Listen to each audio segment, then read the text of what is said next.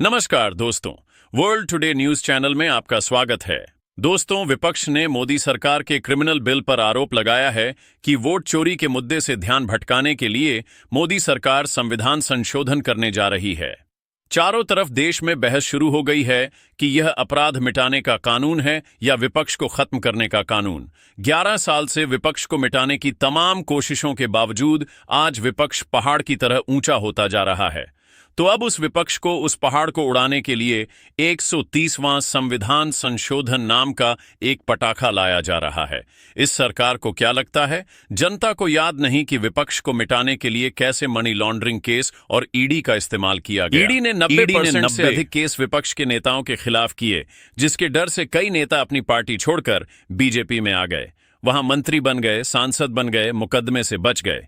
11 साल में 5,892 केस दर्ज किए ईडी ने और सजा मिली मात्र 15 से 20 केस में ही, जिस ईडी को सुप्रीम कोर्ट ने क्रूक्स की मंशा से काम करने वाला कह दिया। अब उस ईडी को एक और मौका दिया जा रहा है। इस संशोधन का यही मतलब है कि किसी तरह विपक्ष के मंत्री मुख्यमंत्री को बस गिरफ्तार करो, 30 दिनों तक के लिए जेल में डाले रखो, जमानत का विरोध करते रहो और उसे अपने आप पद छोड़ना पड़ जाएगा। फिर तो उसकी सरकार गिर जाएगी और जिसकी मन मर्जी उसकी बन जाएगी। इसके अलावा दूसरा और क्या मकसद हो सकता है संविधान के इस 130वें संशोधन का? ईडी का हमने उदाहरण दिया, लेकिन इस संशोधन से तमाम जांच एजेंसियों का राजनीतिक इस्तेमाल और बढ़ सकता है। इस संशोधन के अनुसार अगर राज्यों से लेकर केंद्र के मंत्री, मुख्यमंत्री और प्रधानमंत्री को ऐसे किसी भी मामले में जेल हुई जिसमें 5 साल तक की सजा हो सकती है और अगर 30 दिनों तक जेल में रह गए तो पद छोड़ना पड़ जाएगा। और मैं तो चाहता हूं कि ये नैतिकता के मूल्य बढ़े। हम ऐसे निर्लज्ज नहीं हो सकते कि हम पर आरोप दें और हम सभी पद पर। अमित शाह की इस बात को सुनकर सही में निर्लज्जता को लज्जा आ जाए। संवैधानिक पद पर बने रहने की बात छोड़िए, उन्हें बताना चाहिए कि मोदी सरकार के द्वार में जब कभी आरोप लगे तो उनकी सरकार ने जांच की बात मानी। क्या? किस मामले में जांच कराई गई? दिवंगत सत्यपाल मलिक ने भ्रष्टाचार के आरोप लगाए तो उन्हीं के खिलाफ मामला दर्ज कर दिया गया। मोदी सरकार के द्वार में आरोपों के आधार पर विपक्ष के मंत्रियों, मुख्यमंत्रियों को जेल में डाला गया, पद छोड़ने के लिए मजबूर किया गया। अब वही सरकार नैतिकता का मूल्य भी बहाल करना चाहती है। कमाल है। 20 अगस्त को अमित शाह ने लोकसभा में 130वां संवैधानिक संशोधन पेश किया। उस समय विपक्ष के सांसदों ने पुरजोर विरोध किया, हंगामा हुआ और संशोधन की प्रतियां फाड़कर गृह मंत्री की तरफ उछाल दी गई। विपक्ष ने इस बिल का विरोध किया है। हंगामे के बीच इस बिल को जेपीसी में भेज दिया गया। विपक्ष ने इस संविधान संशोधन का विरोध करते हुए कहा कि अगर यह पास हो गया तो विपक्ष के मुख्यमंत्रियों को हटाना आसान हो जाएगा। न्यायपालिका से पहले ही कार्यपालिका फैसला सुनाने लग जाएगी। ममता बनर्जी ने इसे काला दिन और काला बिल कहा है।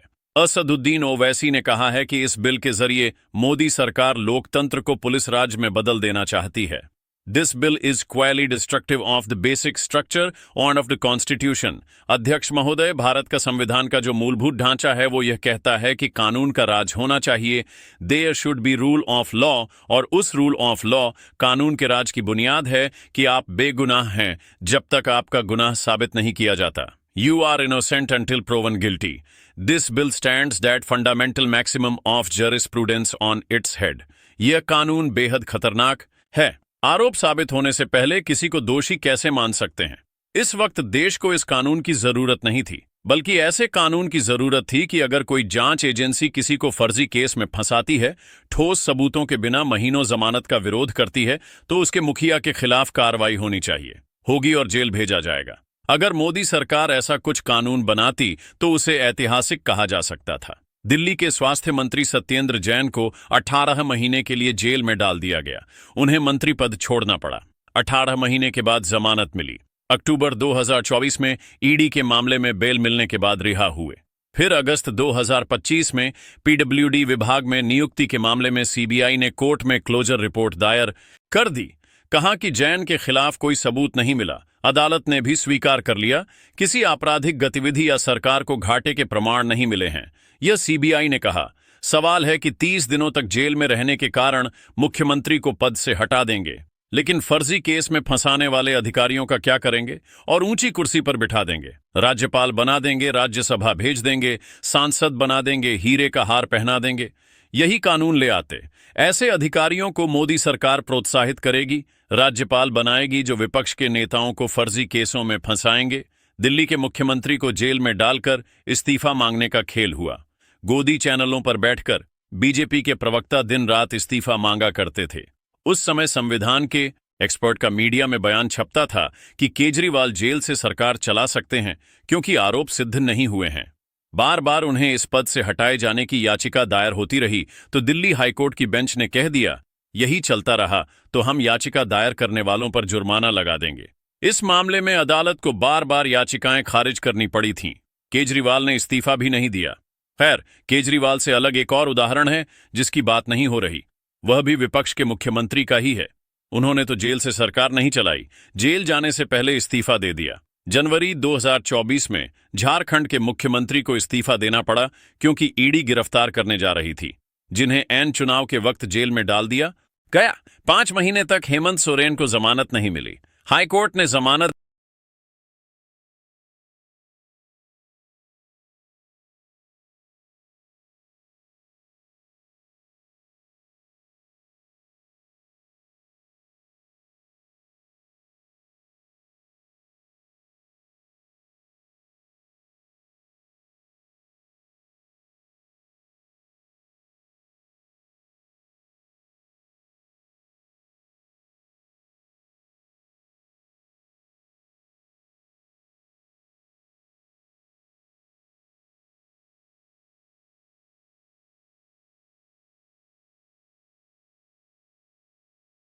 ऐसा कानून लाना चाहती है कि 30 दिनों तक जेल में रखते ही मंत्री मुख्यमंत्री की कुर्सी ऑटोमेटिक चली जाए और मोदी सरकार का इरादा पूरा हो जाए। एक मुख्यमंत्री को आप बिना ठोस सबूतों के उठाकर जेल में डाल देते हैं, उसके लिए माफी भी नहीं मांगते।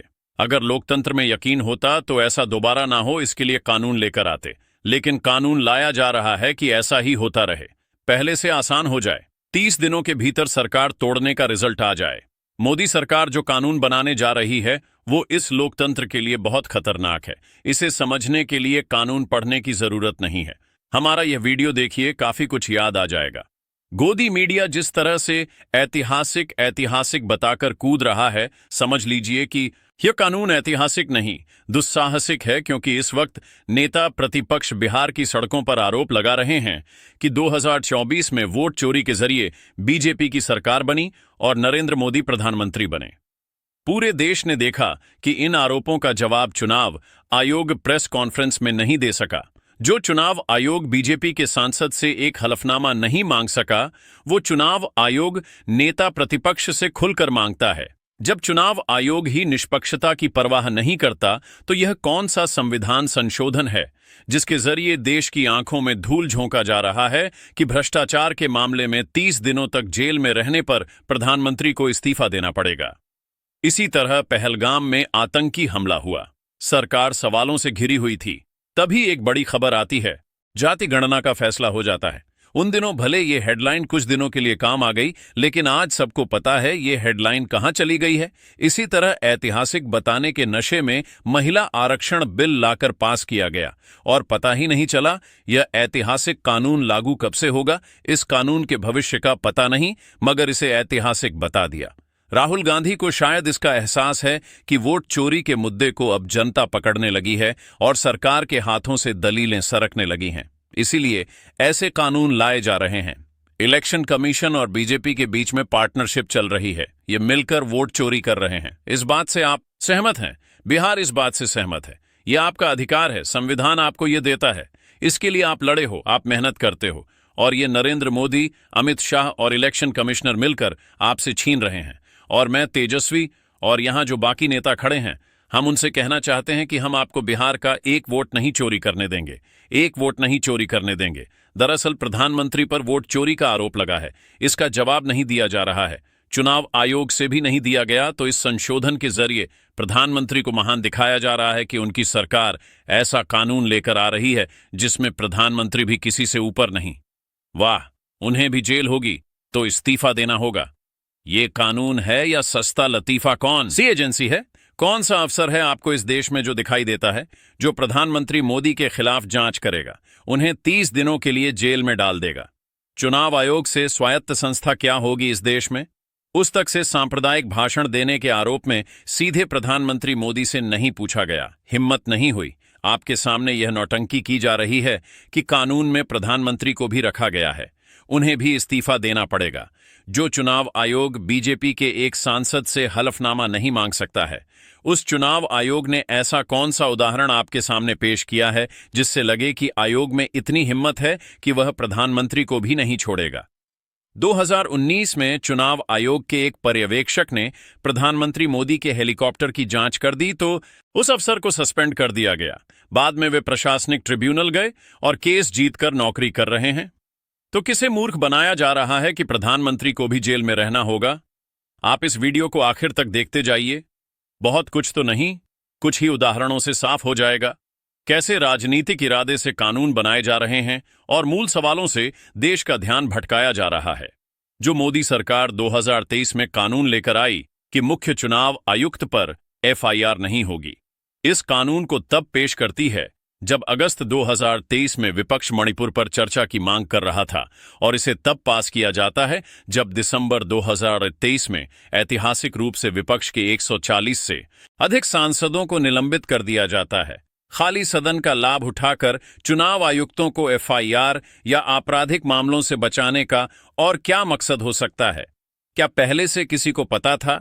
आगे चलकर वोट चोरी के प्रमाण जनता को मिल जाएंगे, इसलिए अभी से इन सबको बचाने की तैयारी कर लेनी चाहिए। बताइए, चुनाव आयुक्तों को एफआईआर से बचाने वाली सरकार चाहती है।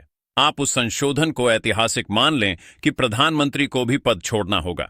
अगर 5 साल तक की सजा वाले मामले में 30 दिनों तक लगातार जेल में रहेंगे।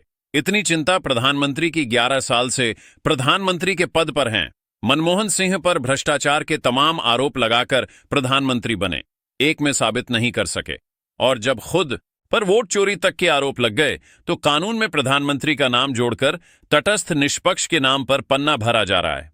अगर मोदी सरकार की नीयत में जरा भी ईमानदारी होती तो इस तरह का कानून ही नहीं बनाती कि चुनाव आयुक्तों के खिलाफ एफआईआर नहीं हो सकती।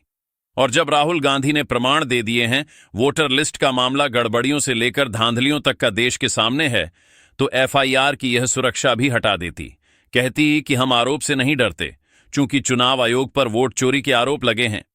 ऐसा आरोप भारत के इतिहास में पहले नहीं लगा, तो जांच हो जाए, एफआईआर हो जाए। राहुल गांधी ने कहा भी कि उनकी सरकार आई तो तीनों आयुक्तों के खिलाफ एक्शन लिया जाएगा, लेकिन यहां तो पहले ही कानून बनाकर मोदी सरकार इन आयुक्तों को एक्शन से बचा चुकी है।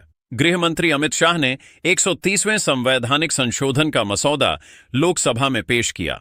उन्हें सोहराबुद्दीन शेख कौसर बी और तुलसी प्रजापति के फर्जी एनकाउंटर के केस में जेल भेजा गया था। केसी वेणुगोपाल ने आज इसकी याद दिला दी। फिर यह मामला स्पेशल कोर्ट में चला। जज लोया इस केस की सुनवाई पूरी कर चुके थे, तभी उनकी संदिग्ध स्थिति में मौत हो जाती है और तरह तरह के सवाल उठते हैं। सुप्रीम कोर्ट में तत्कालीन जस्टिस डीवाई चंद्रचूड़ की बेंच ने जज लोया की मौत की जांच से इनकार कर दिया कि कोई शक नहीं, मेडिकल कारणों से ही उनकी मृत्यु हुई है। 1 दिसंबर 2014 को जज लोया की मौत होती है और 15 दिसंबर को जज एमबी गोसावी को यह केस सौंपा जाता है। 10,000 पन्नों की चार्जशीट थी। 30 दिसंबर 2014 को अमित शाह बरी कर दिए जाते हैं। इस केस को सीबीआई ने ऊपरी अदालत में चुनौती नहीं दी। आरोप लगे कि 2014 में केंद्र में सरकार बदलने के कारण ऐसा हुआ। सीबीआई को चुनौती दी गई, लेकिन एजेंसी ने कोर्ट में चुनौती नहीं देने का बचाव किया। कहा, यह सोच समझकर लिया गया निर्णय था, दबाव के कारण नहीं। इस बात को लेकर लोकसभा में कांग्रेस के केसी वेणुगोपाल और गृह मंत्री अमित शाह के बीच झड़प हो गई। अमित शाह ने कहा उन्होंने जेल जाने से पहले इस्तीफा दिया था। इस्तीफा तो हेमंत सोरेन ने भी दिया था। I ask question to the honourable home minister when he was the home minister of Gujarat, he had been arrested. मुझे सुनो जरा, मुझे सुनो ना, पहले बैठ जाओ। माननीय अध्यक्ष जी, मैं रिकॉर्ड क्लियर करना चाहता हूं। मुझ पर झूठे आरोप लगाए, तब अरेस्ट होने के पहले मैंने नैतिकता के मूल्यों का हवाला देकर इस्तीफा भी दिया, और जब तक मैं कोर्ट से निर्देश नहीं हुआ, कोई संविधान को मैंने स्वीकार नहीं किया। ये क्या सिखाते हैं? मैं तो इस्तीफा देकर गया था। तो ये सरकार चाहती है, सीबीआई चाहती है कि आप जनता यह दलील स्वीकार कर लें कि सीबीआई ने दबाव के कारण नहीं, सोच समझकर अमित शाह के मामले में सुप्रीम कोर्ट में चुनौती नहीं देती है। जीएन साईं बाबा 90% से अधिक विकलांग थे। 8 साल जेल में रहने के बाद जमानत मिली तो महाराष्ट्र सरकार सुप्रीम कोर्ट चली गई। सुप्रीम कोर्ट ने उसी बॉम्बे हाईकोर्ट से कहा, दूसरी बेंच बनाकर सुनवाई कीजिए। जमानत की सुनवाई फिर से 1 और साल होती है और दोबारा जमानत मिलती है। अमित शाह को बरी किया गया तो सीबीआई सुप्रीम कोर्ट ही नहीं गई। यह उदाहरण क्यों दिया आपको? सिर्फ इतना बताने के लिए कि इस देश में, इस कंट्री में, इस नेशन में, इस मुल्क में किसी पुलिस अफसर की हिम्मत नहीं है कि प्रधानमंत्री के खिलाफ एफआईआर दर्ज कर ले, अरेस्ट कर ले या जांच के लिए पूछताछ कर ले। क्या किसी की हिम्मत है? तो फिर संविधान संशोधन में प्रधानमंत्री को क्यों शामिल किया गया? क्या इसलिए कि जब जनता पूछे कि विपक्ष के मुख्यमंत्रियों को टारगेट किया जा रहा है, 30 दिनों तक उन्हें जेल में रखकर पद से हटाने की तरकीब निकाली जा रही है, तो सरकार ने प्रधानमंत्री को भी रख दिया। अगर इस तरह से विपक्ष के मुख्यमंत्री को जेल भेजा जाता रहेगा तो विपक्ष की सरकार चुनने वाली जनता के वोट का क्या मोल रह जाएगा? आप बताइए। सेबी की चीफ थी माधवी बुच। कितनी रिपोर्ट आई? कितने आरोप लगे? क्या सरकार ने ईडी की जांच बिठा दी? अडानी समूह को लेकर कितनी रिपोर्ट आई? क्या सरकार ने सीबीआई ईडी की जांच बिठा दी? अमेरिका की अदालत ने जो समन भेजा उसे अडानी को नहीं दिया गया। क्या अब यह सरकार यह कहना चाहती है कि आप जनता ने अभी तक आंखें बंद रखी थीं? उसका बहुत बहुत शुक्रिया, लेकिन बंद रखने से काम नहीं चलेगा। अब आपको अपनी आंखें फोड़नी भी पड़ेगी। ताकि आज नहीं देख रहे हैं तो कोई बात नहीं, हम चाहते हैं आपको कल भी नजर ना आए। असम के मुख्यमंत्री हैं हेमंता विश्वा शर्मा। बीजेपी ने ही इन पर भ्रष्टाचार के आरोप लगाए। सीबीआई ने पूछताछ की, लेकिन कांग्रेस से बीजेपी में आ गए तो सब हिसाब बराबर। 2016 में अमित शाह से जब इसे लेकर सवाल पूछा गया तो उन्होंने हंसकर कह दिया, चलो भैया, मैं इस बात का जवाब नहीं देना चाहता। इस तरह से सवाल नहीं किया जाता। अगर कोई मुख्यमंत्री आरोप लगने के बाद जेल जाने के डर से बीजेपी में चला जाएगा, तब इस कानून का आचार्य कौन डालेगा? जनता या गोदी मीडिया? यही नहीं, जिस मधुकोड़ा पर बीजेपी ने झारखंड में लूट के इतने आरोप लगाए, उसी के साथ मंच साझा करने लगी। बीजेपी के पोस्टर पर मधुकोड़ा का फोटो लगा दिया गया। बारिश के कारण विमान नहीं उड़ सका तो प्रधानमंत्री मोदी सड़क मार्ग से उस रैली में गए 100 किमी चलकर उस मंच पर पहुंचे जहां मधुकोड़ा मौजूद थे, जिस मंच के पीछे उनका फोटो लगा था। जब चर्चा चली तो सवाल पूछा गया। पत्रकारों ने सवाल भी पूछा तो किससे? उसी हेमंता विश्वा शर्मा से, जिन पर कभी बीजेपी आरोप लगाया करती थी। हमारा ये प्रदेश का सीएम है और मधुगो एक बहुत बड़ा जनजातीय नेता है। सबको सम्मान करना है हमें। हमारा पार्टी में कोई भी आ गया लेकिन केस विड्रॉ नहीं होगा। केस जैसे प्रधानमंत्री जी ने इशू खड़ा किया है वो इशू रहेगा। हमारा पार्टी में कोई भी जॉय करेगा राजनीतिक दल का हिसाब से हम सबको लेगा जिसका भी जनता का समर्थन होगा, लेकिन कोई केस विड्रॉ नहीं होगा, केस बंद नहीं होगा। ये कहा था हेमंता विश्वा शर्मा ने। कौन बताएगा कि मधुकोड़ा के केस की क्या हालत है? उनके बारे में कहा तो जा रहा था केस से बचने के लिए ही बीजेपी में गए, लेकिन असम के मुख्यमंत्री ने कह दिया केस बंद नहीं होगा। ऐसे अनेक उदाहरण हैं कि ईडी ने विपक्ष के नेताओं के यहां छापे मारे और वे बीजेपी में आ गए। ऐसे भी उदाहरण दे सकता हूं कि चुनाव से पहले ईडी ने कांग्रेस के उम्मीदवार को उठाकर जेल में बंद कर दिया। बकायदा हाईकोर्ट ने कहा कि जिस आधार पर ईडी ने गिरफ्तार किया है उसका किसी कानून के हिसाब से बचाव नहीं किया जा सकता। तब भी इन बेलगाम एजेंसियों को रोकने के लिए कोई कानून नहीं आया, क्योंकि यह एजेंसियां मोदी सरकार के काम आती हैं।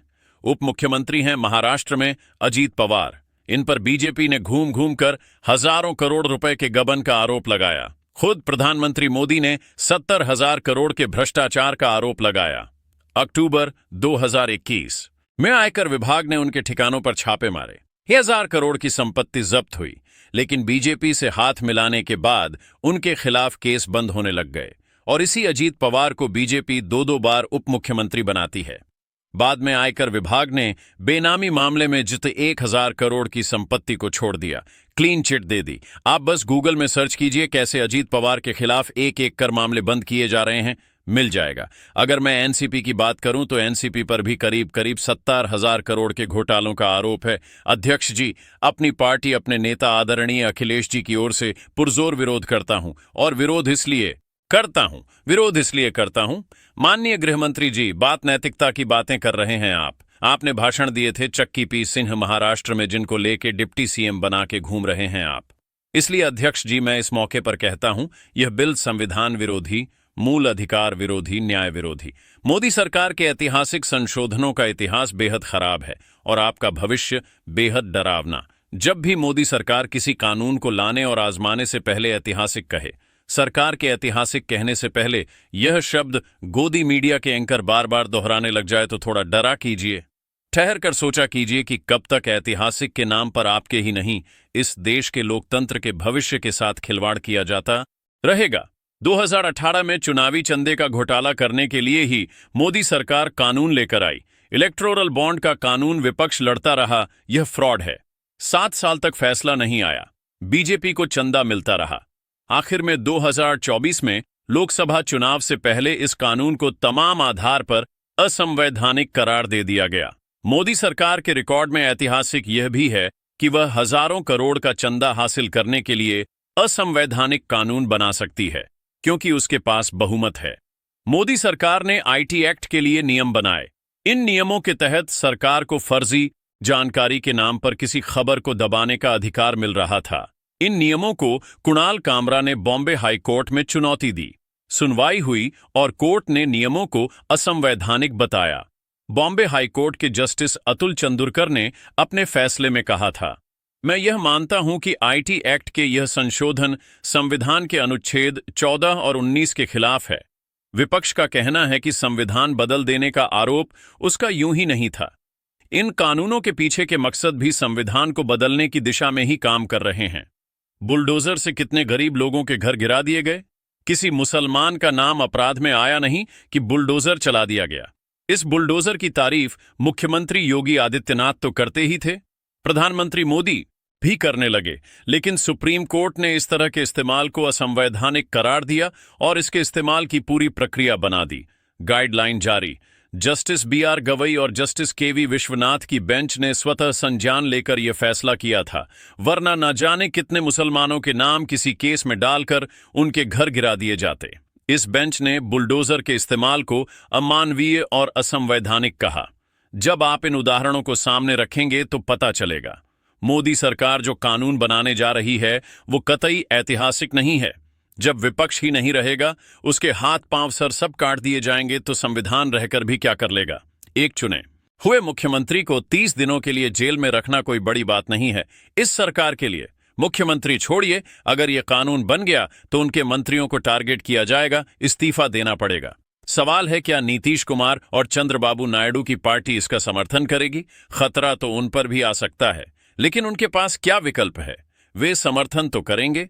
अगर यह भरोसा ना होता तो सरकार यह संशोधन नहीं लाती, क्योंकि ईडी का खतरा तो अब भी है। इसकी तलवार से भले उनकी सरकार अब भी ना गिरे, लेकिन जेल तो कभी भी भेजे जा सकते हैं। इसमें नया यह है कि अब विपक्ष के मुख्यमंत्री को कुर्सी से हटाना आसान हो जाएगा। बिहार की सड़कों पर जिस राहुल गांधी को आप देख रहे हैं, उनकी सदस्यता किस तरह के फालतू केस में गई, जरा याद कीजिए। विपक्ष को खत्म करने के लिए यह भ्रष्टाचार के मौके तलाश रहे हैं। भ्रष्टाचार नहीं, भाषण में एक चूक होती है तो सदस्यता रद्द कराने का समर्थकों का पूरा सिस्टम तैयार मिलता है। 2019 के चुनाव में प्रचार के दौरान राहुल गांधी के एक बयान को लेकर गुजरात में केस हुआ और फैसला आया 4 साल बाद, मार्च 2023 में, लोकसभा चुनाव के 1 साल पहले। निचली अदालत राहुल गांधी को 2 साल की सजा सुना देती है। गुजरात हाईकोर्ट की मुहर लग जाती है और राहुल गांधी को अपना सरकारी आवास खाली करना पड़ता है। लेकिन सुप्रीम कोर्ट में पूरा केस ध्वस्त हो गया।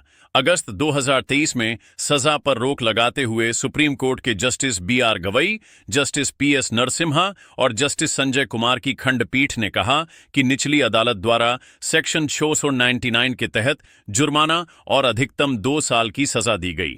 सुप्रीम कोर्ट ने गुजरात की निचली अदालत के फैसले की कड़ी आलोचना की, हाईकोर्ट की भी की। सुप्रीम कोर्ट ने गुजरात हाईकोर्ट के फैसले पर कहा, इतना लंबा चौड़ा फैसला लिख दिया, लेकिन यही नहीं बताया कि राहुल गांधी को 2 साल की अधिकतम सजा क्यों दी गई।